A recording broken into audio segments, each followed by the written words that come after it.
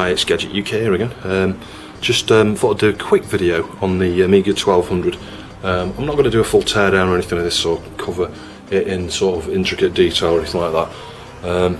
Just, you know, so you can see, got it running there. It's running on the just using the composite red, white, yellow cable. You know, so you get your composite video. So you can't see that composite video in and left-right audio. As you can see, I'm using an Amiga 500 power supply. As I'll start talking about power supplies in these. They came with, you know, obviously their own power supply. Those power supplies are not very particularly reliable, and they don't give out a massive. They don't provide a massive amount of current. So as soon as you start putting some of the bigger, faster accelerators in some of these in these Amiga 1200s, you can find that you need to uprate the power supply. And that's certainly true of the power supply I got with this. It wouldn't work with the ACA1220, which is the accelerator I've got in here. So I ended up just using a 500 power supply, and I checked out the original power supply that came with this. There's nothing wrong with the voltage levels on there. They're all fine, and it will power a 500 or a 500 plus, or even an Amiga 600. So there's nothing wrong with the original power supply, but these old A500 power supplies or 500 plus power supplies just have got a better current capacity, you know, can provide more power. So yeah, you tend to find that yeah, these are the best things to get really, and they seem to be more reliable as well. Luckily for me, I already had this as a spare in the loft. I've got a few of these, got 2 or 3 of these knocking around, so got plenty of good power supplies for this.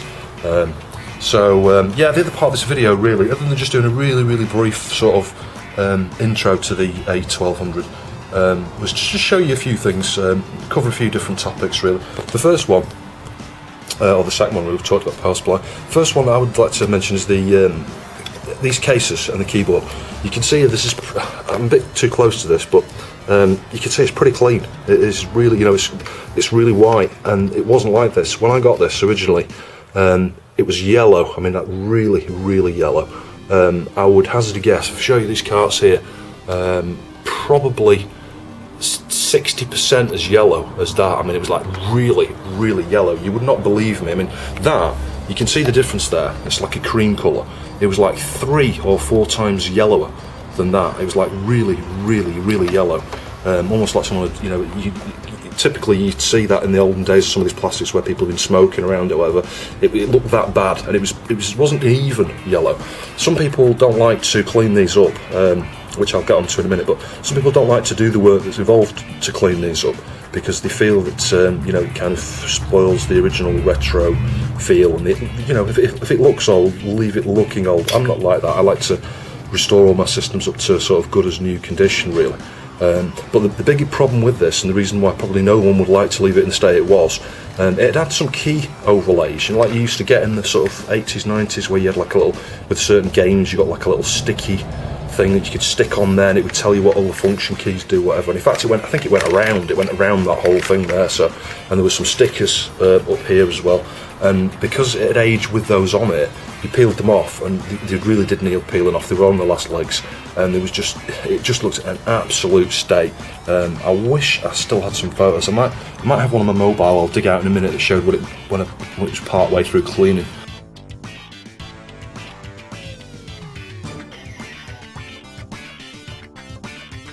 But it desperately, trust me, it desperately needed doing.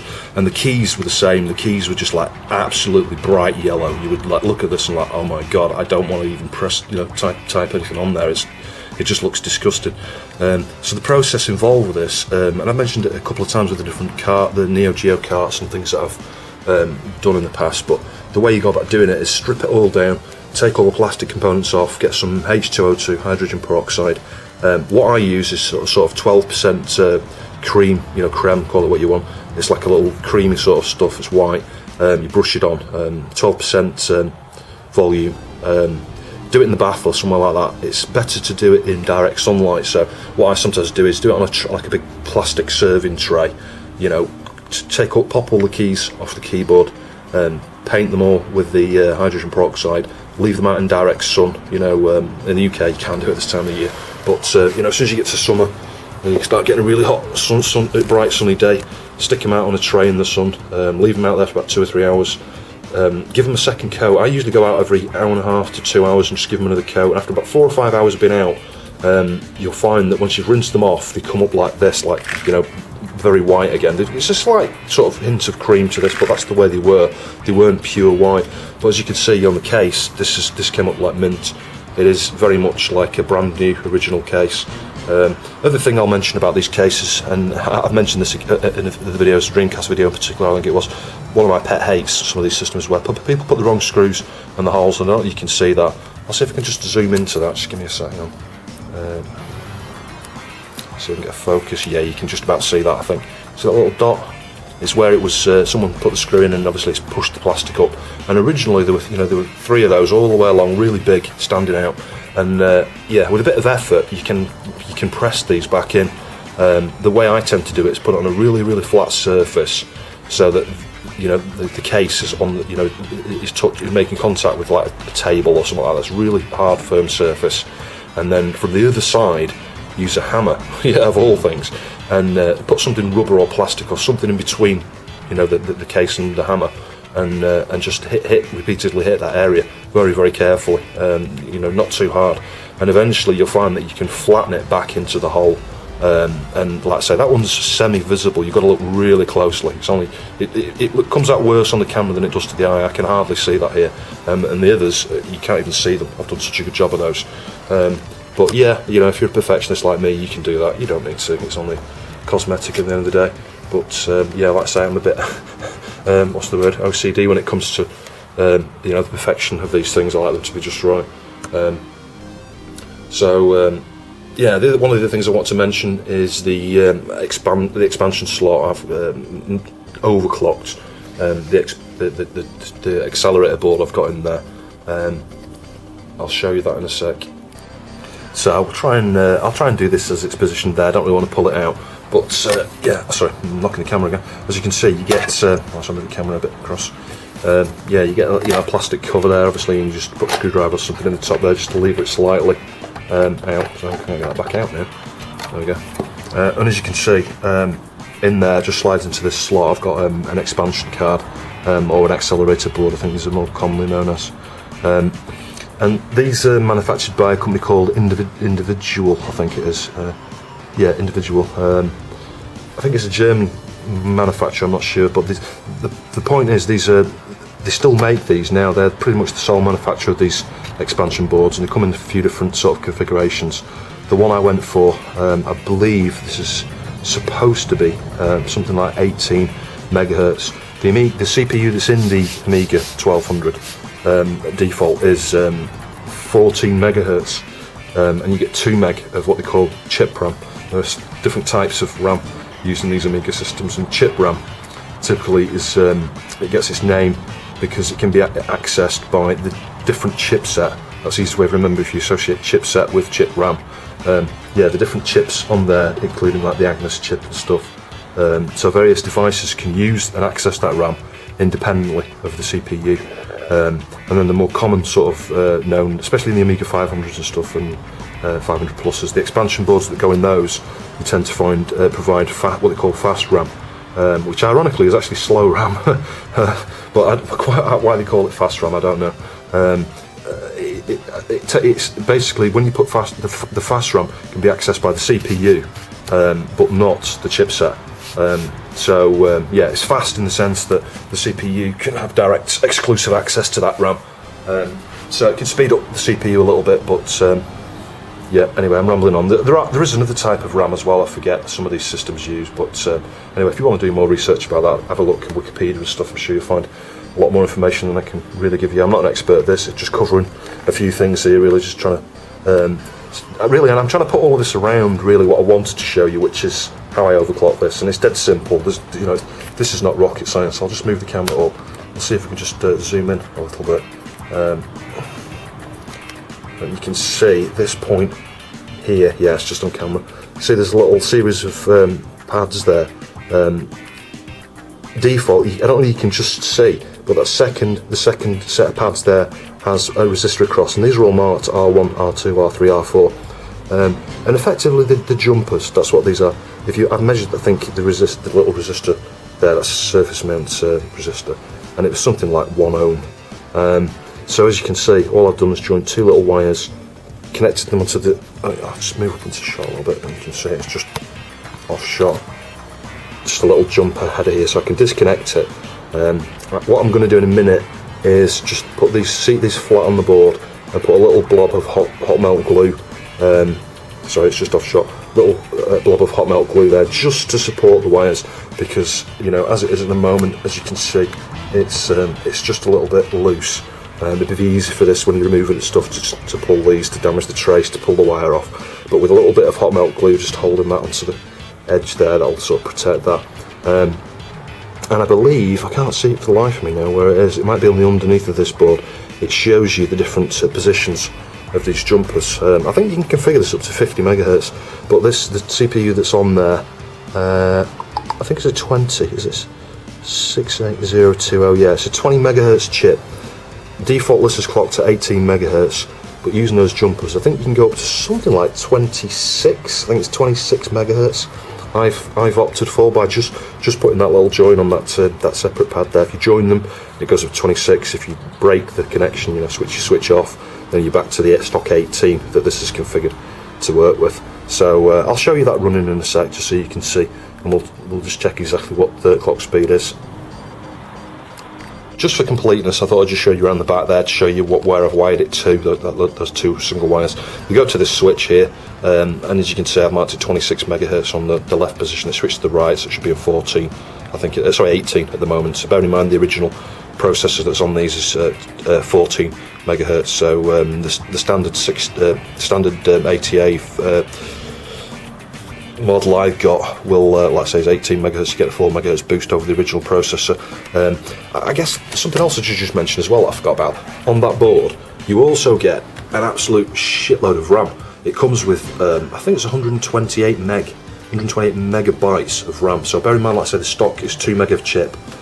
You end up getting, I think it still provides the 2 meg of chip. The way this works, it provides 2 meg of chip on this board, and you get the remainder of the 128 meg as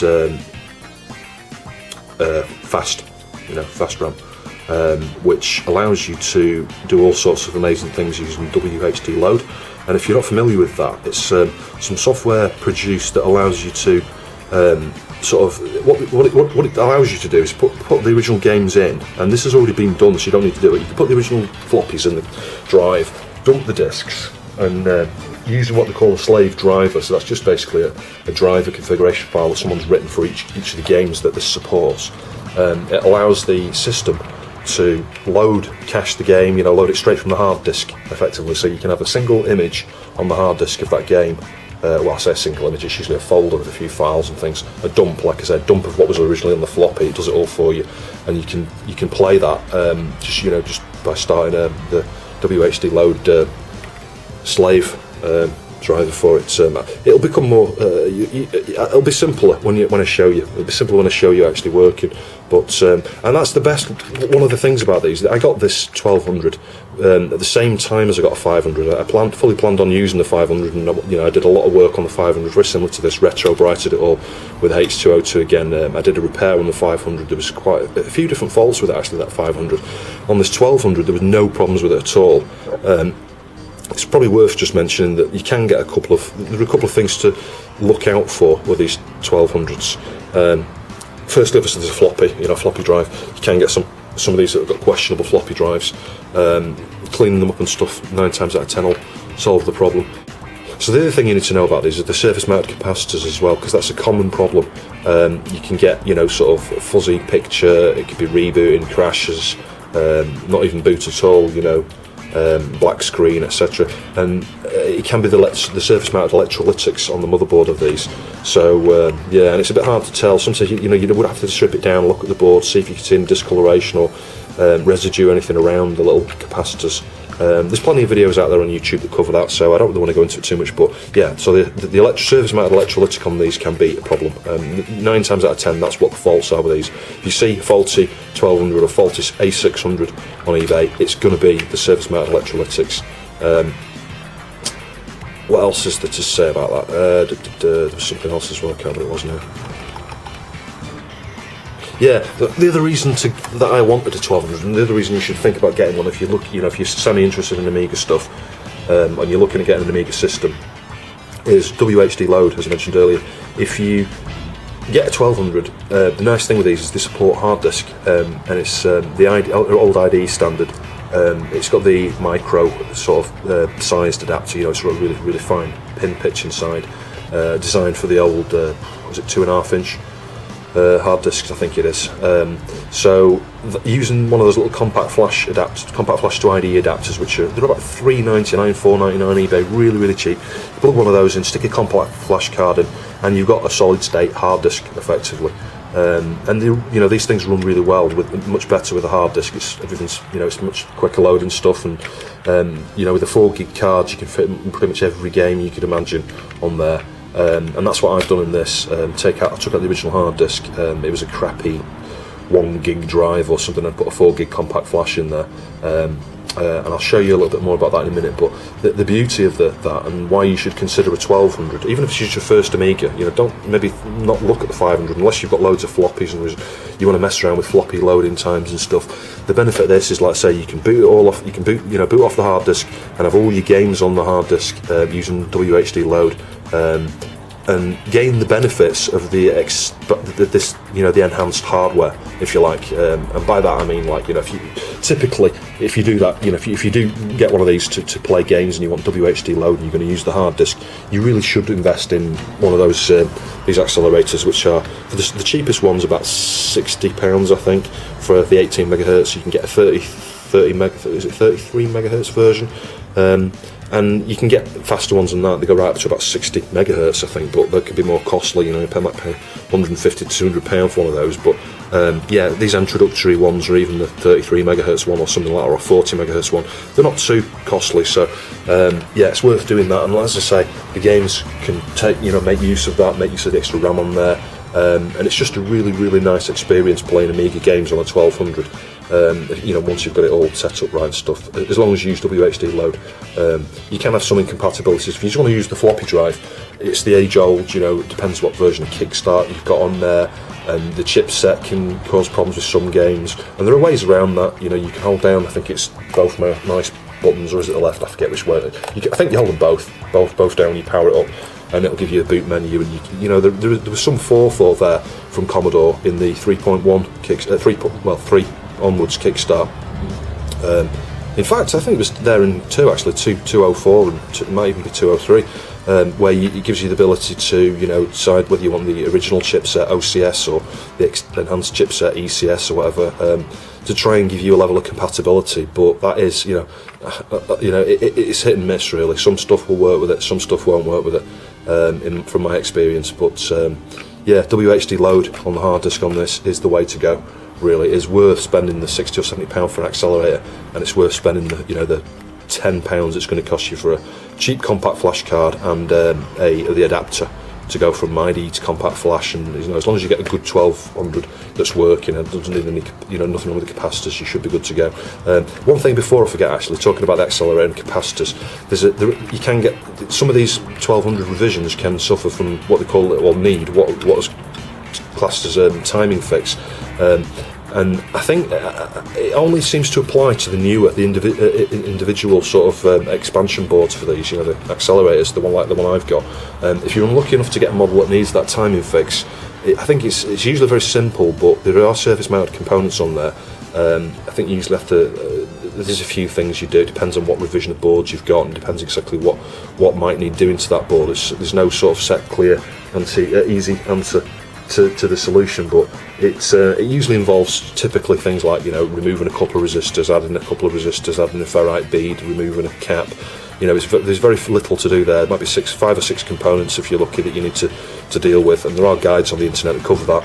I would recommend, if you're in the UK, and I'm sure there's other places in the world and in Europe in particular that do these, but offer the services, but Amiga Kit in the UK, they offer the service, I believe, for the timing fix, and they'll also offer a recap fix as well. So if you get one of these and it's playing up a bit, you haven't got the electronic skills, or you don't want to deal with the surface mounted soldering, you could always contact Amiga Kit, and I'm sure you'll be able to find they'll be able to do a cap replacement, and you could always ask them to do the check whether the timing fix is required at the same time. And incidentally, Amiga Kit are a good place to source for all of these spares for Amigas in general. Really, they're pretty much one of the few companies still remaining that actively support the Amiga. So you can get the Indivision accelerators, you know, the accelerator boards and stuff, and you can get there is, I know that I've not got one, I might get one at some point. There's a little adapter you can get, it clips on a couple of the chips inside.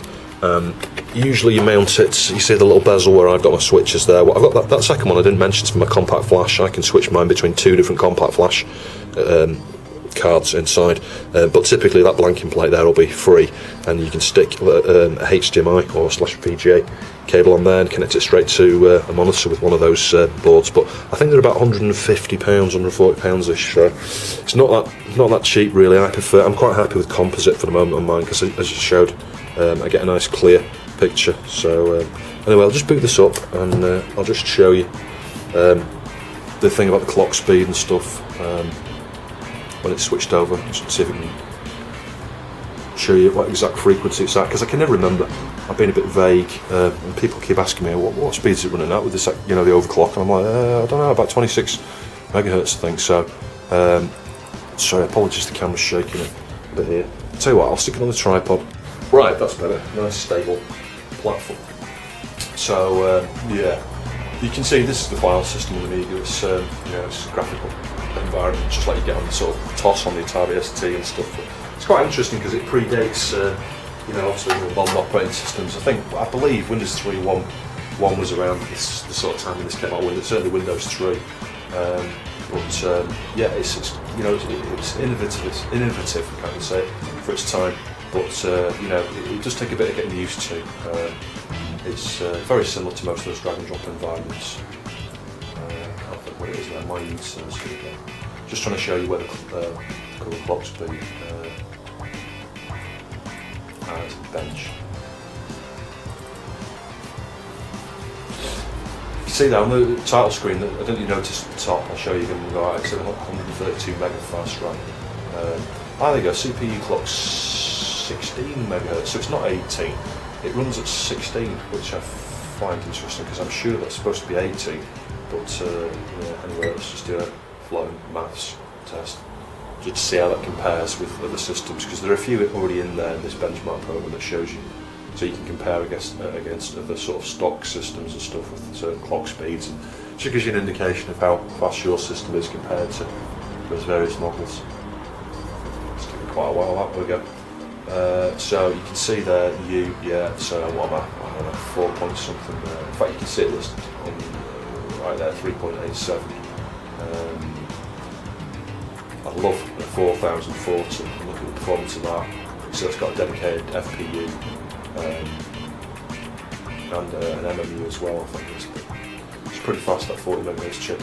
But anyway, so yeah, I'm a long way off an Amiga 4040, but pretty much on par with, as you can see, an A3000 running at 25 megahertz, which I'd say that ain't bad. And part of that is the RAM chips on these. When you get this 128 mega RAM and stuff, it's obviously clocked to work with the CPU.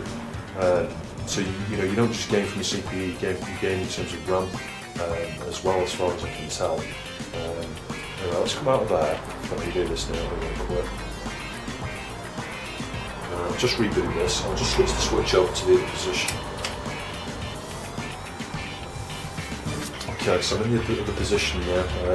Like I say, it was running at 16 megahertz. Bear in mind the stock's 14, and I think now we should be in the region of 26ish megahertz or something like that.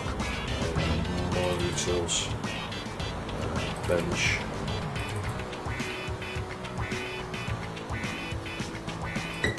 See there, 26.7 megahertz now.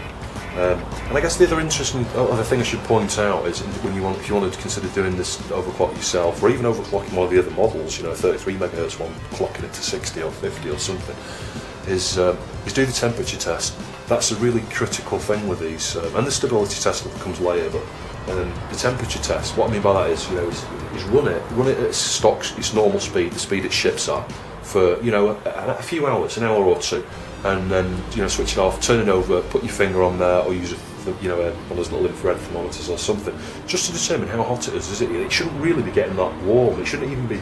In my case, mine wasn't even lukewarm. You know, just switching it on for 5 minutes like this and switching it off at its normal speed, you can't feel anything. It's like it's not even being switched on, and that's a good indication that you can overclock it by a certain amount. and then try your overclock, but don't just leap up to the fastest possible speed that the board supports, because you could end up killing your chip and all the rest of it. Just start with the next step up, and in my case it was 26.7. That was the next frequency available, I think. And then run it for a few minutes, switch it off, and do the finger test again. Get your temperature probe on there, whatever. And again, mine had not changed at all. It was like I had not done anything different. There's no change at all to temperature. It was still very, very, very cool. It was not even light, not even lukewarm. I'll repeat the same thing. Used it for a few hours. Then came the stability tests. Doing some benchmarks in here. Running in the benchmark software, or software that will testing the loops and things, and I left some of that running for an hour or two.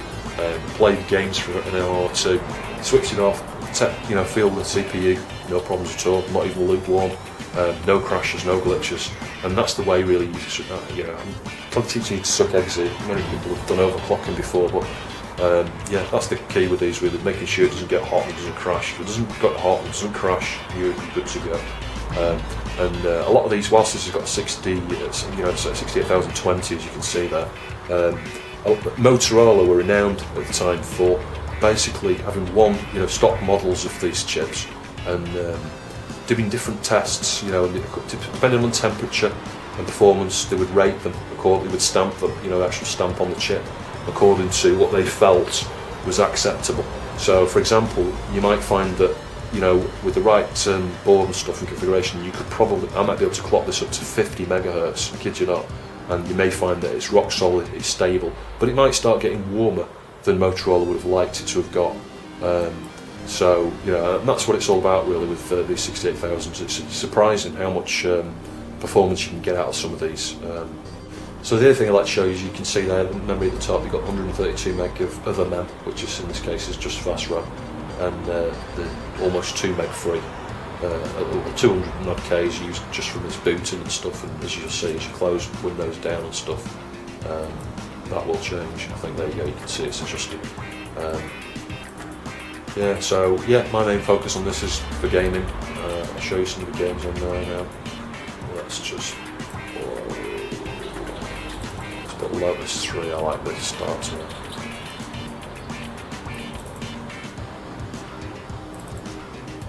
Oh.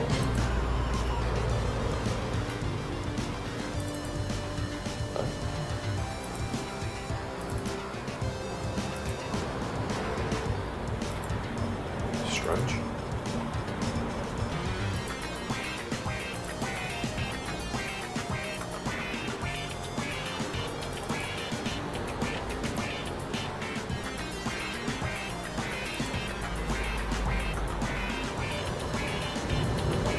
Something seems to have happened to my WHD load.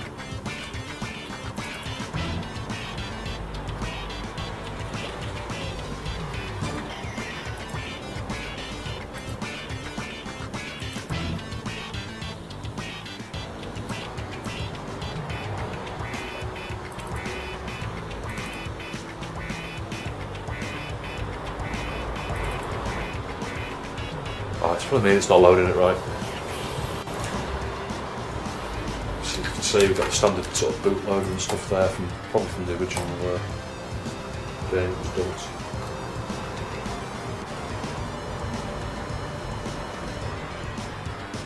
Real hatred Good grief, that's is time.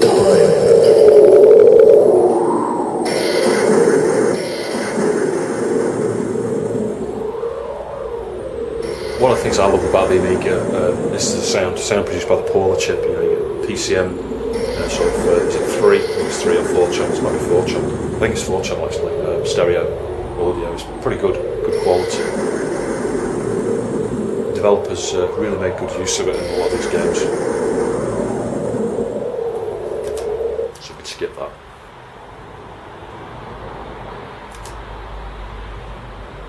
So as you can see, it's pretty quick. Fast loading times and stuff. None of this messing around with floppies. It's really good. And the nice thing about WHD load is you press usually a key, I think it's F10. There you go. There's usually a key in each game to quit out, so you're straight back to the OS. That doesn't necessarily work on some systems. I think if you've got like a standard 500, because it lacks the MMU, you haven't got that facility to quit out of games.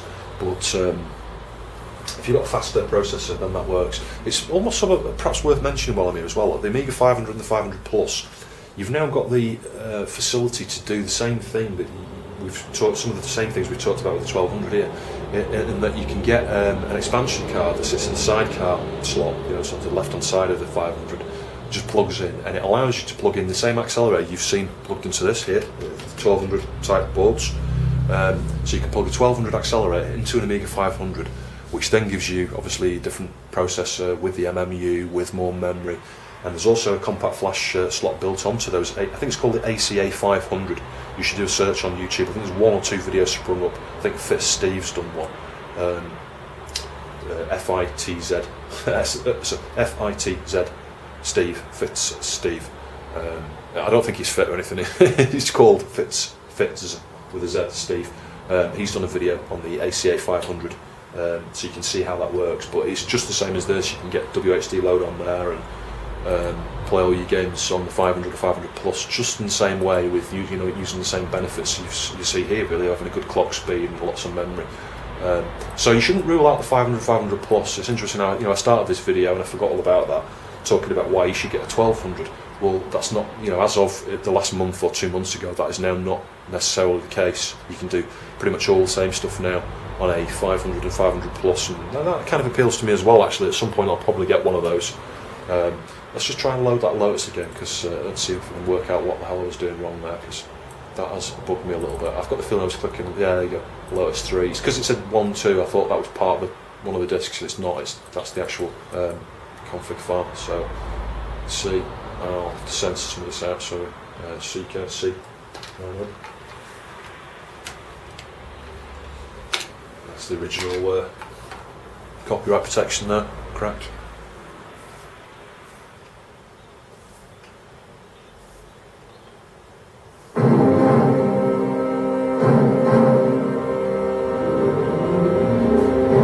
I always love the introduction to this on the Amiga.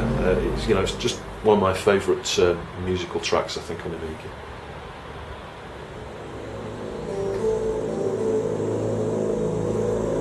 Just after this bit here, I think we'll skip this bit.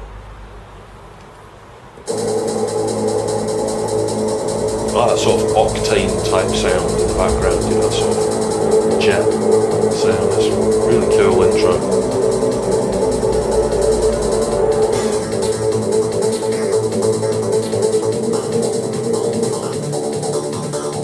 Incidentally, I think this has probably got to be one of the best racing games on the Amiga.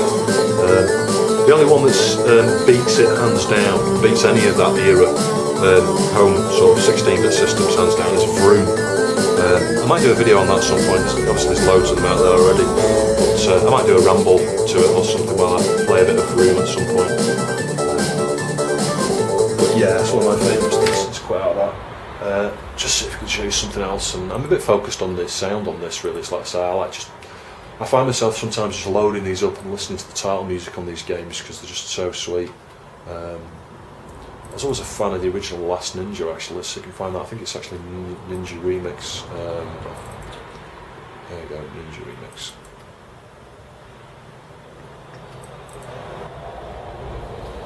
Ended up showing 2 Last Ninja games on this, and I may as well show not Last Ninja 2 and I've done with it.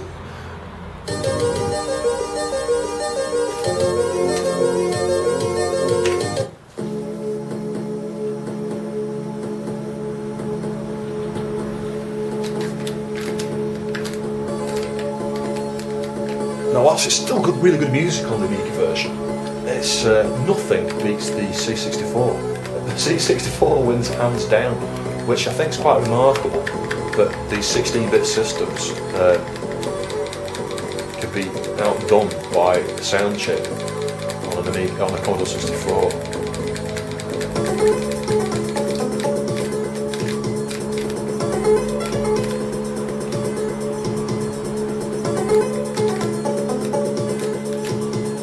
Classic games. If you've never played this, you should. Although it's one of those, I have sort of rose tinted glasses, for this really. It's like one of those that you play it now and you think, what I really spent so many hours playing that as a child. It's like this now, it's really unforgiving. You're like, how do I cross this? And it's a trial and error, you know, I can't remember how you do it next time there or something.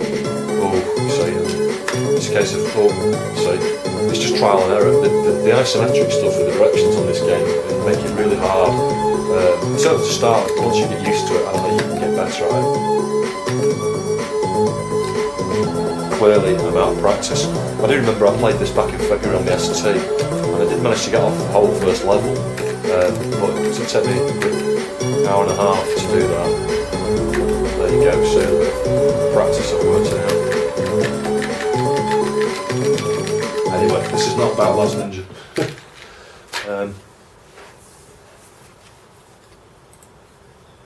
Yeah, there's not much more to show you there really. I mean, I could go on and on and on. There's there's loads of stuff I could talk about with the Amiga.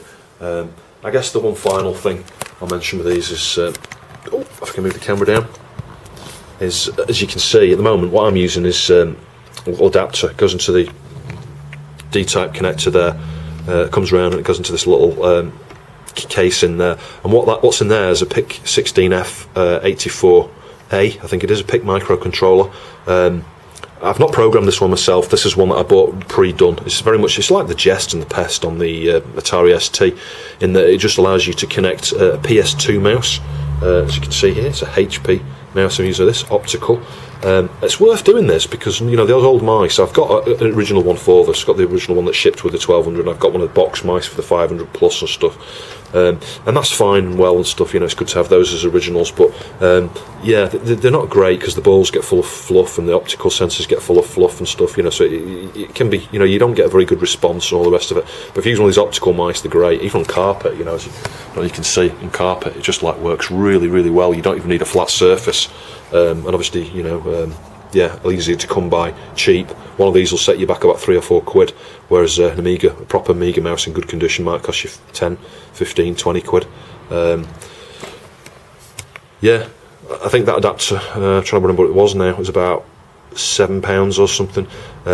You could always try and make one of those yourself. If you've done any microchip programming, it's not rocket science really. You just need to look at the spec for the PS2 in terms of how it works over that serial interface, and just all you're doing is converting from serial to parallel. So it's not really parallel, but you know, serial to the D-type there. You've got multiple pins. It's a pseudo parallel, and it really is parallel. But yeah, anyway, not much more to say about this at this stage. I'm sure I'll do some more videos on the 1200 in future. I guess one final thing before I forget, there are 2 different manufacturers of these. Commodore obviously, you know, did produce a thing to start with, but when Commodore started to get into financial trouble at some point, and I don't know the exact story, I'm sure you'll find it on Wikipedia, Commodore or certain parts of Commodore were bought out by Escom. Is it Escom? Yeah, it was. I think it was Escom. So you'll find some models have don't say Commodore there, and they've got a slightly different. I think the floppy drive inside's not a Shugart floppy drive or something, or the way it's wired makes it so it's not 100% compatible with some of the discs. But you can do things about that to convert it back. But yeah, effectively it's the same machine, same board, same everything. Just usually a small tweak to the motherboard, I think, for the floppy issue, and obviously you get a different floppy drive and stuff in there. But practically, physically, it's the same sort of thing. Anyway, thanks for watching, and I'll see you soon.